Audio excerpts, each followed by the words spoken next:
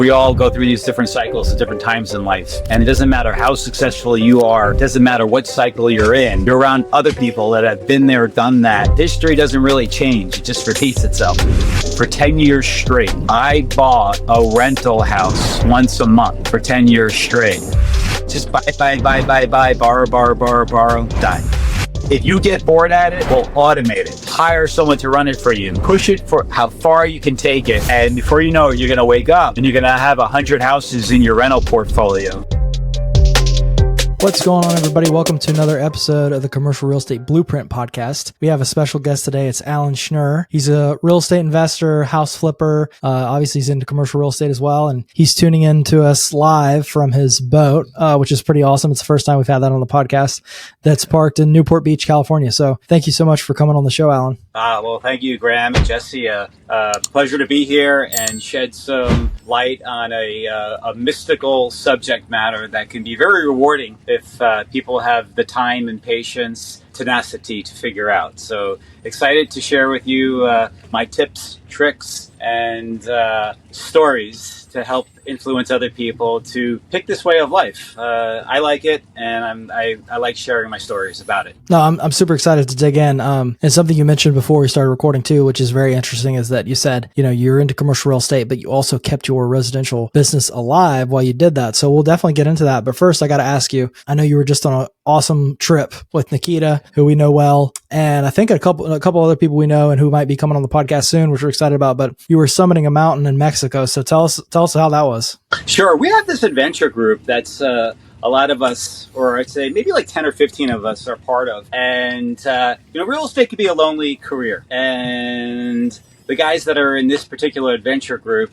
we all have pretty sizable commercial real estate portfolios from 50 million to a few hundred million. And it's nice to get together with the guys and talk about shop while staying in shape. So for me, I like to say yes to these challenges that come along once or twice a year. I like to build a physical goal into a financial goal and work towards both of them at the same time. So, we've hiked Nepal base camp at Mount Everest. We've hiked Kilimanjaro. We've hiked in Russia, Elbrus, and not even 1 week ago, we just finished this awesome hike. What is it? Pico de Orizaba in Mexico. It's the highest point in Mexico. It's around 18,500 feet. And, it's personal, it's physical, it's a challenge, and, we're kind of a weird flock of birds because as we're suffering, we like to talk about our real estate portfolios and learn from each other. And sometimes we end up partnering up on deals. We find solutions to hard problems. We discover problems we didn't have. Yeah, we just end up doing deals with each other, and we shed light on each other's portfolio. In real estate, sometimes it's hard to hear people talking to you, but if you're with someone for like 7 days in a row on a massive challenge, sooner or later someone's going to say something and you're going to be like, I think I hear you this time. So it sheds light on sometimes complicated subject matters, from cash flow to refinancing, or maybe you're attached to a piece of real estate and you're having a hard time letting go of it. We just finished up an incredible mastermind like 8 weeks ago where the common theme was holding on to real estate that needs to go. So we all helped each other shed some real estate. So good friendships, great challenges, and what's the sense of having all this if you don't stay in shape and stay healthy? Because, if you're not fit and healthy, it's going to be hard spending all that money you're going to make in real estate. I think it's awesome because everybody at the office also kind of benefits at City Plat. Nikita goes to one of these trips and he comes back and he's fired up. He's like, we got to do this. We got to do that. It's just with these guys and they were talking about this, and man, I got to get on this. And I don't know, he brings like a contagious energy back, and everybody kind of gets fired up. So I like that. Awesome. Because, I think we range in age from like 30 to 60, and we all go through these different cycles at different times in life. And it doesn't matter how successful you are. It doesn't matter what cycle you're in. You're around other people that have been there, done that. History doesn't really change. It just repeats itself. So we all, like I just said, we all remain open, and we try to listen really hard about certain situations. And yeah, man, it was a great time with Nikita, and we're wonderful friends, and we're on this spiritual journey together, and we both enjoy Joe Dispenza, and we go to a lot of events with each other. So that's what's really cool about real estate as well. You find your clique of friends, and you figure out, what else do you do besides real estate? Let's talk about real estate, but let's go for a hike. Let's go for a seminar. Let's go for Tony Robbins. Let's go take a real estate seminar. Oh, day trading? So we're all kind of trying new things. Like, we want to make money, but more importantly, we want to have fun while we're doing it, and we don't want to get bored. Yeah. Yeah. That's awesome. So yeah. I've just taken you all over the map. So commercial real estate, residential real estate. For me, it all starts off with residential real estate. I got thrown into this arena. It was definitely a drama. It was a traumatic experience for me. I went to corporate America after college, and I didn't feel fulfilled at all. I actually kind of was always worried about being the next person to be let go. I worked in the World Trade Center in New York City. I'm a New Yorker. And I was there on September 10th, 2001. I left the 101st floor, and I left on a business trip just by chance. I mean, the whole entire group canceled their business trip. And 12 hours later, I wake up, my phone's ringing, I turn on the TV, I see the World Trade Center on fire and just about collapsing. And that day changed my life, gentlemen, because the company I worked for lost 700 out of 1,000 people. I worked on the 101st floor, and I was in the commodity business, which was a real team sport. You really needed each other to do well. Fortunately, the team was 44 people, and that day 40 people died.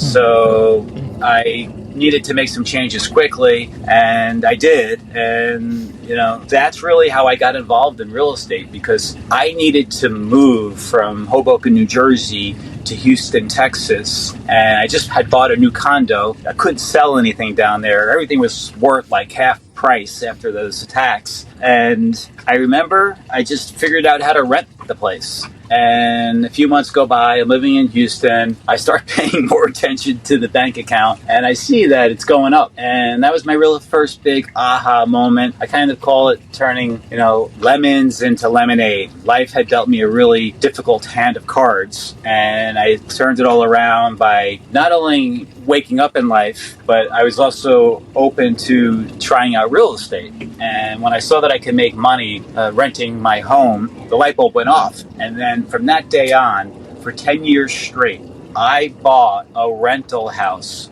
once a month for 10 years straight. While I kept my corporate job. So before I knew it, a decade goes by. These are all like fix, carpet, tile, paint, put a tenant in, and refinance. So I had like 120, 150 houses. And that's really how I got into the residential business. And then the next big change in my life was when we had a financial crash in around 2010, a financial recession. My commodity business wasn't so good anymore, and I decided to just go full-time into real estate. The houses, I always bought really cheap, and they always stayed full. I rented them cheap. I got into apartment buildings. And around 2010, 11, and 12, they were definitely on sale. So every 90 days, I figured out the syndication game. Through syndication, every 90 days for 5 years straight, I bought an apartment complex. If it was in an auction or on an online platform or just brokers bringing me deals, I had a few thousand apartment units 5 years later. I had a few hundred houses 5 years later. And that's really how I got into the housing business. But I got to tell you, the housing business can be tricky. It's not triple net. It's not commercial real estate. When something breaks, the owner's paying for it. And when taxes go up, the owner's paying for it. And insurance, the owner's paying for it. So it all sounds like a lot of money. And valuation-wise, yeah, I guess it was a lot of money, but it was really hard to cash flow, the boat. It was really hard. So one day I just woke up and I said, you know what, I've had it all. I had enough of this. And I sold everything I had in the housing business. It took me like a year to get out of everything. And then I was just kind of figuring out, well, what's next? And then I got involved with shopping centers. And that's how we really indirectly know each other. because my core group of friends, triple net and shopping centers is definitely the way we all got to know each other better, through the power of I feel like I've gone through it all. After 9/11, there was money in housing for sure, but you got to be able to survive it. It takes an individual to be able to wake up every day, and the tenants can be brutal sometimes. But if you can get through all that and work your way into commercial real estate, you're really on your way. That's what I really want to tell your listeners today. A lot of people want to get their feet wet with housing. Makes sense. It's easy to borrow money. Obviously, everyone needs a place to live. So it's usually in the most demand. But also, I would say, why not consider skipping housing and going into commercial real estate, warehouses. Now, I have 1 million square feet of shopping centers, retail shopping centers, around 750,000 square feet of warehouses. So it's all good stuff. It just really depends on, what's right for you. Because you need to figure that out, because you're going to own this stuff for a while. Because it's possible you buy something and it's like a marriage. You're going to be married to it for a while, or a business partnership. You're going to be in business with that person for a while.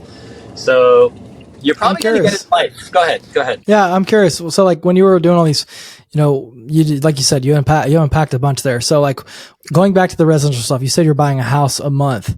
I'm curious how you were financing that. I mean, I guess it was with you, man. Maybe you had a good corporate job, so you had a W-2, so the banks were okay with you doing it. Yeah. And you said you bought cheap houses. So like that's one question. And the other is like, you graduated into commercial real estate, and then obviously a challenge that Jesse and I face is like, we just bought two warehouses in the last 6 months, and they're okay size, is not massive, but 6,000 and 18,000 square feet. And we bought those two, and we own the majority of them, and we're wanting to scale. And I feel like that's just a problem that everybody has, scaling, and how do you do it? How do you finance and all these deals? So I'd be just curious to hear, how you were doing all those residential deals and how you're doing the apartment deals, and then now how you kind of were able to grow such a big portfolio. Yeah. So, and by the way, we have a duplex as well that's on Airbnb. So okay. We have the residential side too. Okay, let's unpack all of that. The first part of the question was the houses actually back in 2002 cost around $15,000, $20,000, $30,000 a piece. Oh wow! So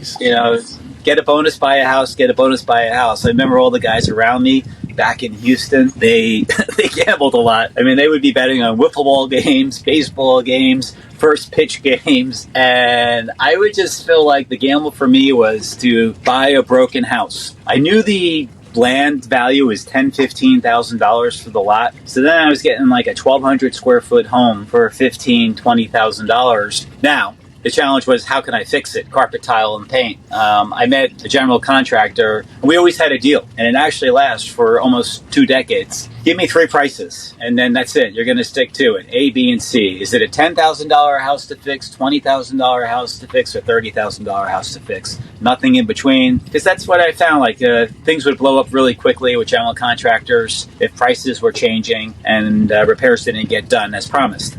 So you asked me, well, how did I finance it all? Well, I was able to buy, 1, 2, 3, 4, or 5 for cash at a time, and then I would fix them all, and then I would just get in there and refinance them.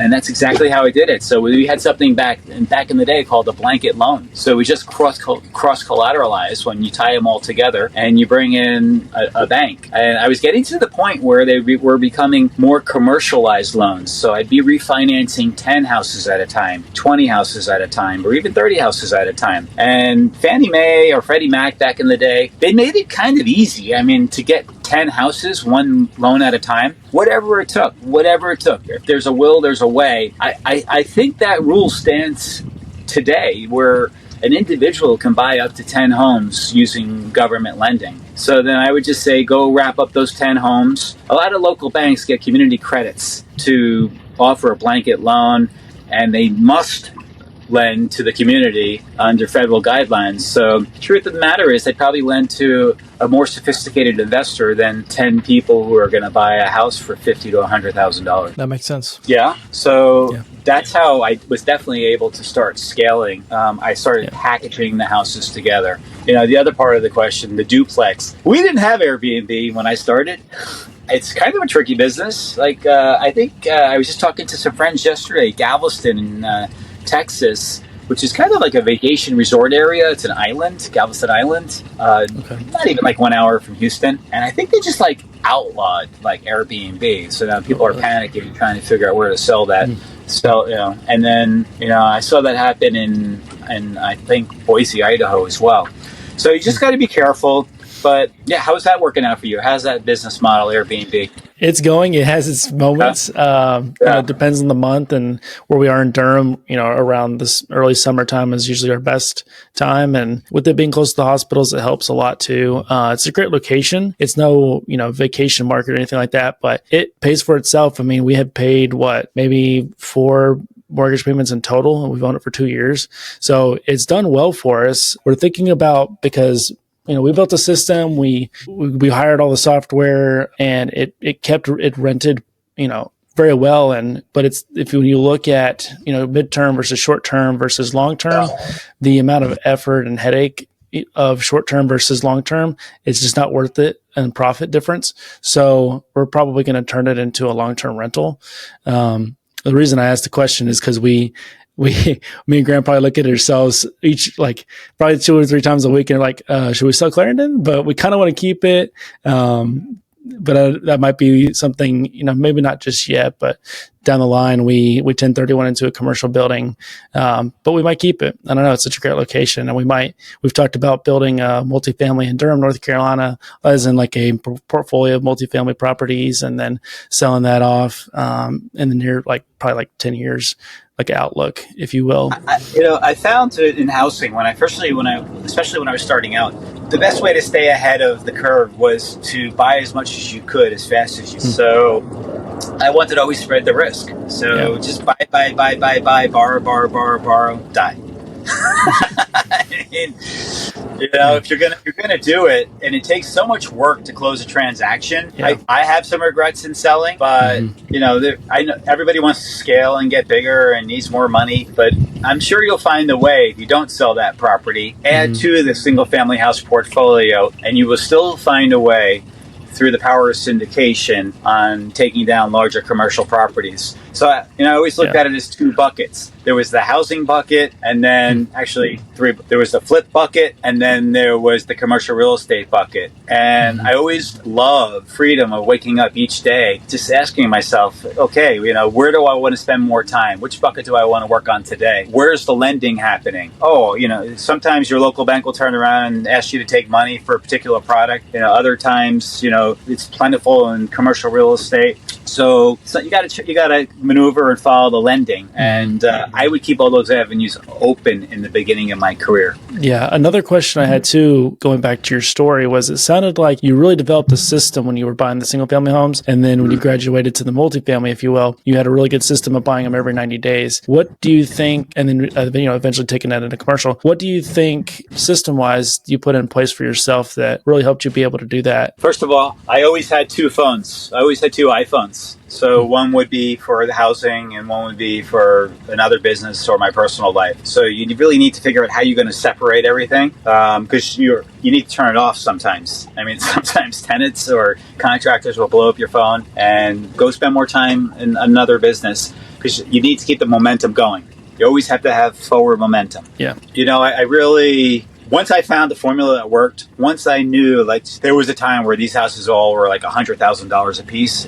That was just the formula. Buy it for $25,000, fix it up for, $20,000, be in it for $45,000, $5,000, whatever, slippage. So you're in it for $50,000. It's worth $100,000, refinance it. Let the bank mark it at $75,000. It's worth $100,000. Put $25,000 down on your pretend Excel spreadsheet. Keep adding up those equity positions. Stay afloat. Keep cash flowing. I only had like $50 or $100 or $200 coming in a month per house.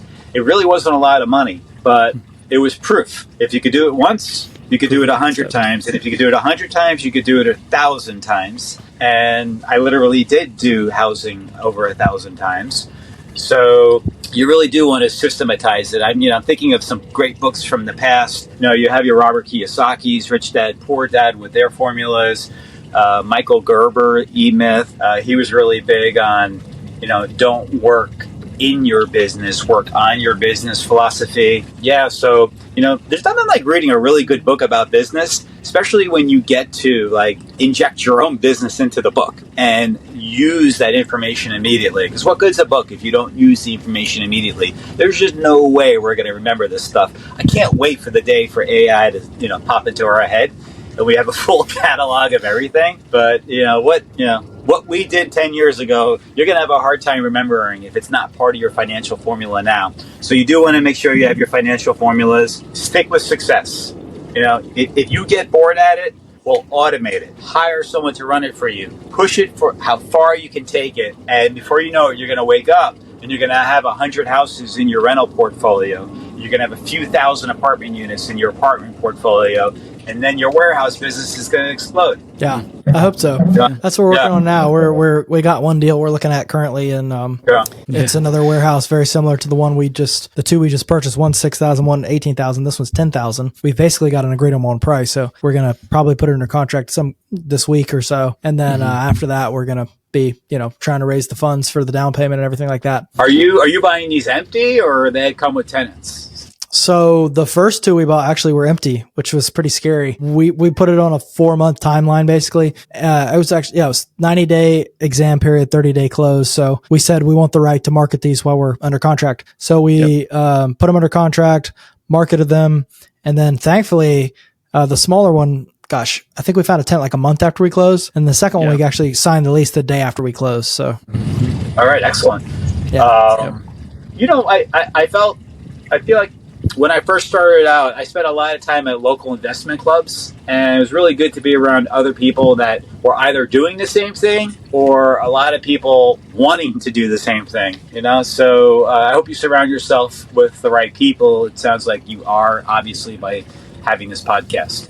Yeah, definitely. No, that was one of the biggest goals. We get to hear from awesome people like you, and we've had this is episode number 48 or 47. Yeah, like 48, something like that. We've had a lot of really awesome people on here and learned a ton. And the cool thing, we've kind of started, we wanted to document our journey, so we started with no properties in terms of commercial real estate. And then since then, we closed on 2 warehouses with me and Jesse, and then we actually are partners in 4 more with City Plat, all since the start of this podcast. And so it's really cool to look back and be like, we literally would listen to a guest, go back and be like, all right, let's do this. Like, for like Darren Smith, I don't know if you know him, but he came on our podcast, and we were kind of talking to him about one of the deals we had that we could put under contract. And we were kind of giving him the rough numbers, and he's like, that sounds like a great deal. I would do that all day. And so we stopped the podcast. I wrote up a letter of intent, signed it, and sent it. And I texted Jess, I just sent the LOI.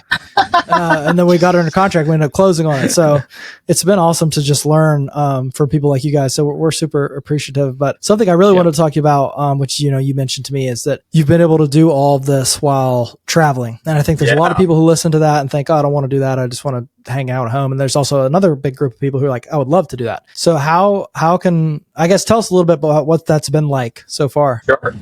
So, we all have this ability, an option to design our lifestyle by choice. And, we see more of it more than ever now, especially after COVID, people not wanting to go back to the office. Well, I didn't want to go back to the office 15 years ago.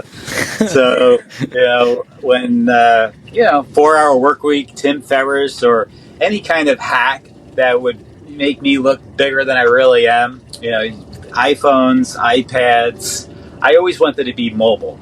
And, the beautiful thing about real estate is there's really only so much you can do. You don't have to be there every day. Matter of fact, if you do have to be there every day, well, that sounds more like a job, and maybe you should not be doing real estate.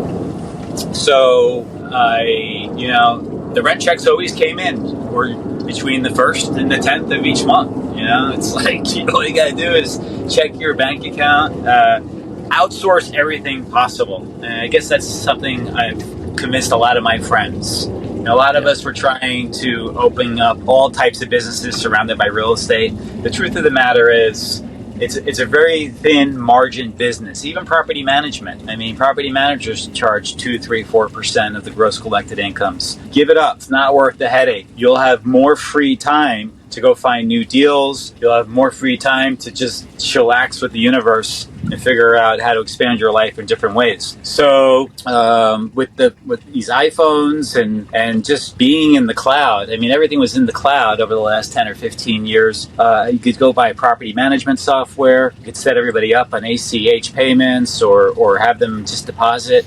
Even I would just hire everyone. I'd have a law firm ready to go. I'd have a management company ready to go. I'd have a virtual assistant ready to go. And everything just started to fall into line. And then once in a while, if I found myself going into an office too much, it didn't feel natural to me, and it kind of stopped my personal growth. And there's nothing more important to me than my personal growth and the relationships that I create. And being in an office wasn't helping that situation. So, sometimes you got to test the limits. It's like jumping in the water, and you don't know how to swim, and how far are you going to, swim away from the dock until you really figure out how to swim. So I'd start taking small trips. I'd go visit different places in the United States. I'd start, not on the weekends, but, Monday, Tuesday, Wednesday, I'd be gone. I'd be 3, 4, 5 days gone at a time. And then one day I said, you know what, let's see how far we can go with this. And I went to Japan, and I probably stayed in Japan for 8 to 10 weeks. And I realized it all works. It's just all online. It all works. And I just started really traveling the world. Japan, Southeast Asia, Thailand, Singapore,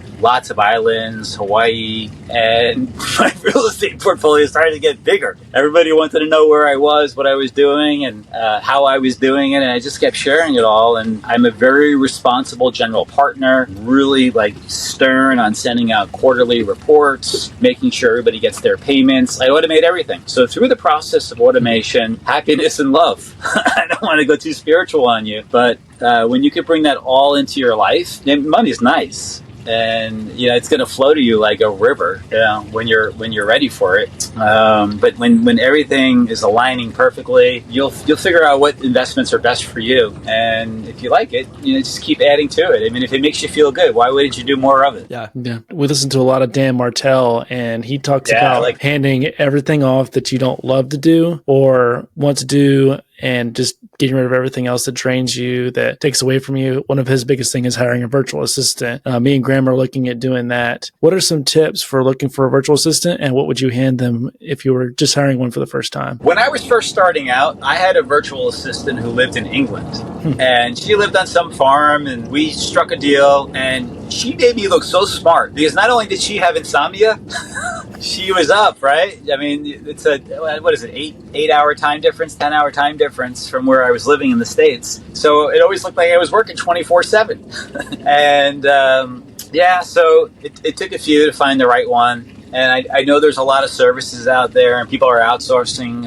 And I've actually visited a few in the Philippines. You just got to find the right person. And quite frankly, a lot of us are attracted to VAs because we think they're inexpensive and affordable. As soon as you find the right one, you'll figure out what you really should pay them, how much time are they really going to spend in your stuff, and how much can you trust them. I mean, a lot of them are in your email accounts, maybe some personal financial information. I've been very fortunate. I've had one in my life now for over 10 years, and I do feel like I'm on autopilot. And I just got back from Mexico. I'm leaving to Costa Rica tomorrow for 3 weeks. That's awesome. Yeah. Me and Graham were talking about going there next. It's we were actually talking about that in the gym this morning, actually. We're going to go to Costa Rica next. Yeah, we went with a group of friends earlier this year in January with a group of 10 guys to Puerto Rico just for fun. We went surfing and stuff. So we want to do something like that annually. And we were like, Costa Rica would be sweet. It's great. I mean, I just got back from Puerto Rico recently, and I learned a lot about their taxation there. And oh my gosh, if I was building a real estate empire like you two, I'd really consider living in Puerto Rico. It's more or less tax-free once you start living there, and then you transact. You can't do it backwards. Interesting. That's cool. Let's look into that. I'm curious, what's been one of your favorite places you've been to so far? Or top 3? Well, I've spent around 15 summers in Japan, maybe 20. Wow. So I love Japan. Let's see. It's tough. I spent a lot of time in Europe, a lot of different countries, and sometimes I'm in California, I feel like I'm on vacation. Maybe we should talk about this since we're on it. I think kind of what started out as a vacation a lot of us buy real estate that we would never live in, investment real estate.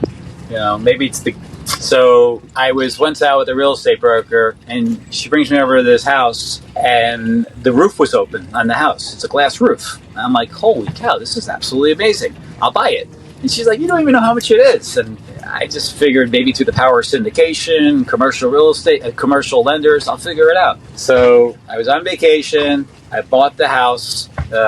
This is the house right now I'm sitting behind on the boat. I said to myself, you know what? I'm always buying these shopping malls, these warehouses. I'm always going on these vacations. I visit real estate. I never really see anything that I would live in or want to live in. So I ended up buying this house. I really wanted to push the limits, guys. So it's an $8 million flip house. And I totally gutted the house, and I'm redoing it like it's a vacation home. And I'm scheduled to sell it.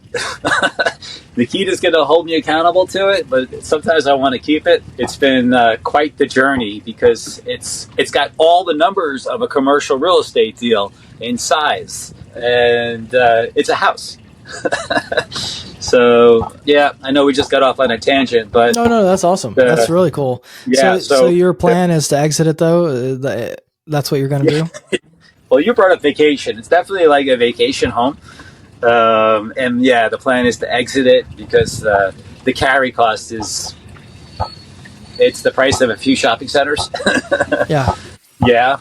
So, but you know what? It's you got to do what you love. You have to enjoy what you do, and you got to be inspired.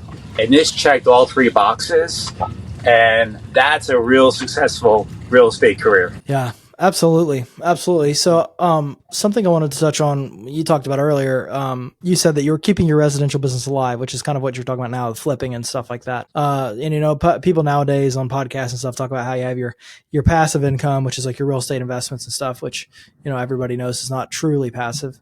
And then you have your active income, which is more of like your day job, or in your shoes, maybe like your flips and stuff like that. It's me and Jesse are learning, like, we can buy these deals and stuff and they're great and we're super excited about them. The cash flow is not yet there to live on. So like you still have to have some kind of active income. So how did you manage kind of your day job, if you will, and then also your investing? Yeah, that's a great question, because I was, as you get older in your real estate career, you kind of regret selling a few. And I have a few, I have one or two warehouses that don't actually cash flow. And the secret is, okay, well, how can you hold on to this asset and one day cash flow it? And you just said it. Sometimes you have to hold on to it for a few years, pay down that mortgage, get a better interest rate, get a higher rent rate, and then it starts cash flowing. And how do you afford to do that? And we were talking about like a 3-bucket strategy 15 minutes ago. And that's really how you do it. Be it what it may. Maybe you have like a large cash flow coming from one bucket, from multiple properties. You have your flip bucket, which you're calling active income. And then, maybe you have your buy and hold, and you always want to be planting seeds. This is, a little acorn turns into a massive oak tree, right? So you're not always sure when that tree is going to grow, and sometimes it takes a few years. So you have to figure out how to juggle all of this. 1, 2, 3, 1, 2, 3. A really successful investor over 10, 20, 30 years will figure that out. I'm not actively buying a lot of warehouses right now, but they're starting to pop. They weren't always profitable over the last 1, 2, or 3 years, but now they're, it's like the trees like breaking ground, and it's taking off like bamboo, and it's like 6 feet a day. So that's why you need to do multiple things at the same time. I'm not always like a huge active house flipper.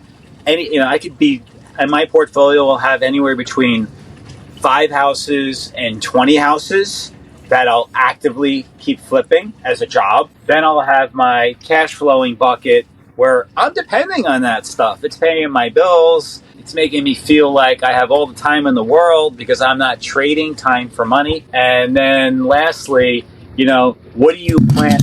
What do your fields look like? Those are the ones that aren't making you a lot of money. So you're going to have to find a balance between all three of those. Am I making my point? Yeah. No, that makes sense. Yeah. So if We've you even can do seen that, that. yeah, if you can do that, you're going to have a really successful real estate career. Just don't get too caught up in the weeds. You know, Yeah. if something's giving you a hard time, get rid of it. Me and Nikita, we talk about this all the time. If it's keeping you up at night and it's just not worth it, get rid of it. You know, if because there's just too many good deals out there. I mean, you're going to get so good, everything will make you money in life. It's just going to be up to you where you want to spend your time. And is it worth your time? So, what's worth my time right now is something that doesn't take any time. Does that make sense? Yeah, that makes sense. You can offer Yeah. me, a few $100,000, on a deal, but I got to go spend the next 3 or 4 months of my life, pulling out, what hair I have left versus, I can go get an 8 cap deal that's going to spit off $3 or $4 or $5,000 a month for the rest of my life. Just do the math. Yeah. It's like Warren Buffett once wrote a book, or maybe it's a biography of all his stories. It's called Snowball. I hope I'm saying this right. Snowball. Yeah. And the whole idea behind Warren Buffett is compounding interest over time. Like Warren made most of his money in the last probably 10 years of his life because he saved every penny he ever earned since he was 6 years old. But the snowball analogy is, right, a snowball starts off small and starts going down the mountain, and it gets bigger and bigger and bigger and bigger and bigger and bigger and bigger. And that's what you want to do with your cash flow. And before this iPad goes out, because I only have 10% left, if you have a good cash flowing asset in one of your buckets, just hold on to it forever. Don't be tempted. I mean, maybe you want to refinance, fine. That's how the real wealthy do it. They refinance whenever rates drop to zero. And they do every so often. And then there's that fable of the golden goose, right? Right? I think, eventually, like, the farmer had to kill his golden goose because he wanted more eggs. And then, lo and behold, there's no more eggs coming out of the goose. Don't kill your golden goose. And therefore, when your golden goose is laying you eggs and you have some real estate that's not too profitable today, well, maybe it's worth holding on to. You're repositioning it.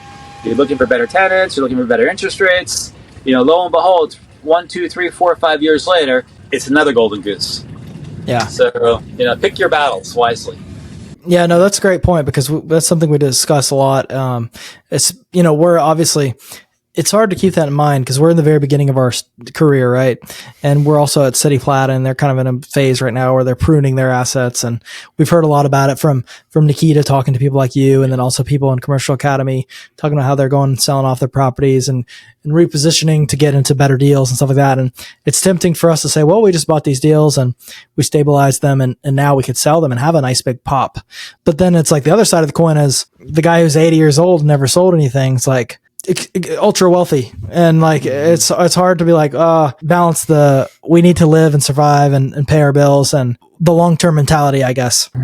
Well, I can tell you right now, my neighbor, she bought her house for $300,000 like 25 years ago, and now it's worth 15 to 20 million. Jeez, holy cow. She'll rent it out once in a while too. That's so cool. I bet. Yeah. Dang. Awesome. But guys, I think we better wrap up because I can see there's only 8% left on my iPad. Definitely. If anybody wants to reach out to me, I actually like to post every day on Facebook. So I'm Alan Schnur on Facebook, AlanSchnur on Facebook. And then I'm Alan Schnur1 on Instagram. And I'm always doing, it helps me like keep a video diary of what's happening in my real estate life. Just about every day, I do a post on real estate and what I think about it, what am I working on, how am I making money, and just trying to share the love.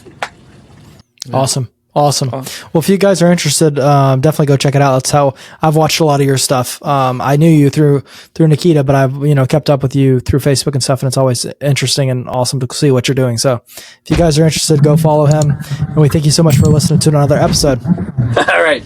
Take care, guys. Bye, everybody. Bye-bye.